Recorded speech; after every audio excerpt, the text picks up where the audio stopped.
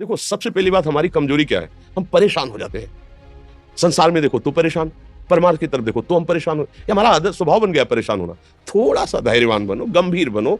कोई भारी से भारी विपत्ति में परेशानी स्वीकार करके विपत्ति से थोड़ी निकला जाता। सुलझो, ठीक है ये विपत्ति आई, समस्या आई, इसका समाधान होगा।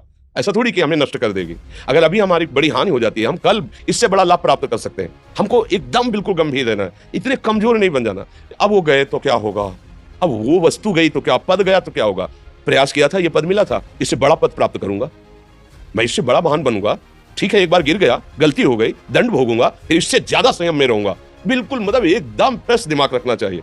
और अपने लोग क्या है, जरा सी बात में एकदम पचड़ा कर लेते हैं, एकदम कमजोर हो जाते हैं। ये बिल्कुल ठीक नहीं है। हम जीवन भर की यात्रा की बात कह रहे हैं, भारी से भारी कष्ट में भी मुस्कुराना, तो हमें बल मिला है, हमें भगवान की कृपा का दर्शन हुआ है, हमें उनका दुलार दिखाई दिया है। अगर ऐसे तो भाग जाते हैं, फिर परमार्थ में थोड़ी चलना होता है। आज जो आप सुन करके लाभ लेने की चेष्टा कर रहे हो ना, ये केवल प्रवचन नहीं है, ये जीवन है। अगर ये जिए ना होते ना तो ये इसका प्रभाव नहीं पड़ता, फिर वाणी का प्रभाव नहीं पड़ता। हम इसीलिए कहते हैं, जैसे आप लोग एकदम परेशान हो जाते हैं जब लोग, क्या हमसे ज्यादा परेशानी होगी? दोनों किडनी खराब, दवाई लाने के लिए पैसे नहीं, पानी रखा है हम उठ के पी नहीं सकते, भीषण शरीर में कष्ट, भीषण बुखार, क्योंकि किडनी फेल, जरा में बुखार, खाने को क्या, रोटी मांग के लाओ। अगर वहां सब्जी मिलती है तो लाल मिर्च ऐसी पड़ के मिलती थी कि पा नहीं सकते थे। आप सोचो, पानी लाना है तो मुझे लाना है, पीना है तो मुझे पीना है। अगर मैं हारता तो कहां पहुंच जाता, क्या स्थिति होती? नहीं, मरना है और कदम पीछे। कोई दिन ऐसा नहीं जिस दिन सेवा ना की हो, जिस दिन सेवा ना गए हो। गुरु जी की सेवा में जाना है, पहले अपने को स्वस्थ साबित करना है। वो सेवा नहीं लेंगे, तुम बीमार हो, तुम कष्ट में, वैसे उनकी दृष्टि परेशान थी उनकी। सेवा की, आके लेट गए, फिर हिम्मत की, अपनी श्री जी की सेवा की। मधुकरी नहीं गए, 3-3 4-4 दिन भोजन नहीं गए, पर सेवा नहीं छोड़ा, दिनचर्या नहीं छोड़ी। और उसका प्रधान कारण संयम, ब्रह्मचर्य, भगवदाश्रय, नाम जप, कभी हारने नहीं दिया। अभी भी थोड़ी देर बाद डायलिसिस शुरू होगा।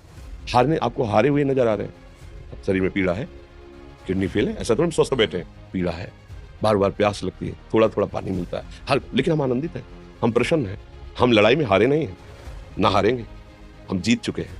हम अपने मालिक के भरोसे में अपना सब बात, तो वो ये हम अपनी बड़ाई नहीं बता रहे, हम आपको बता रहे समस्या। सोचो तुम्हारे पास तो माँ है, भाई है, बहन है, परिवार है, कोई ना कोई तो है ना।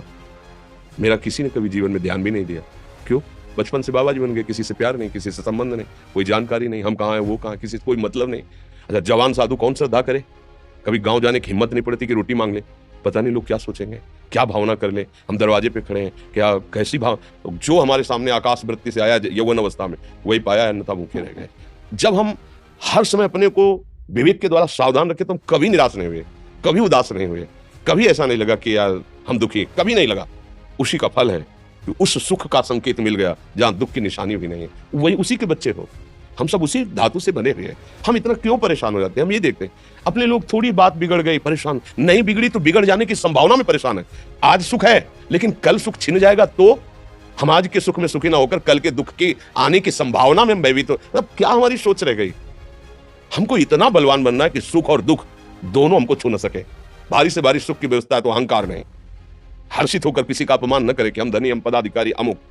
भारी से भारी दुख आया तो हमें किसी के सहयोग की जरूरत नहीं, हम फिर अपने कदम बढ़ाएंगे, हम फिर जुड़ी हुई अपनी भावनाओं को सजाएंगे। मस्त जीवन एकदम, तुम अविनाशी के बच्चे हो। शेर का बच्चा भेड़ों के बीच में फंसकर म्यों म्यों बोल रहा है, बस अगर दहाड़ना सीख जाए तो कोई भी उसे परास्त नहीं कर सकता। ऐसे भगवद अंश, तू प्रपंच में फंसकर अपने को इतना दीन क्यों देख रहा है? तू ऐसा है कि भगवान के दिव्यास्त्र में भी ताकत नहीं तेरे को मार सके। तू अविनाशी का अविनाशी बच्चा है, विनाशी भोगों को, विनाशी शरीर को मैं मान के इतना भयभीत, इतना दुख, ठीक नहीं। ये सबके लिए, केवल एक के लिए नहीं। आप समझो, आप लोग सोचते हैं हम गृहस्थ होकर भला ऐसी स्थिति कैसे? जनक जी सुखदेव जी के गुरु हैं और राजा हैं, महल है, रानियां हैं, नौकर है, चाकर। क्या सुखदेव जी जिनके शरीर में लंगोटी भी नहीं है, दिगंबर, परमहंस के गुरु हैं जनक जी जो राजा हैं। समझो, आप ऐसा ना सोचे कि हम नौकरी कर रहे हैं, हम संसार में, हम गृहस्थ हैं, हम आध्यात्मिक की ऊंचाई पर नहीं चढ़ सकते। नहीं, आप एक सरकारी नौकरी या आप किसानी या व्यापार करते हुए आप एक अध्यात्म की ऊंचाई में चढ़ सकते हैं। और अध्यात्म ही है जो तुम्हें इस माया के दुख सुख से ऊपर उठा सकता है। दूसरा, चाहे जितनी संपत्ति आ जाए, आप सुखी नहीं हो सकते।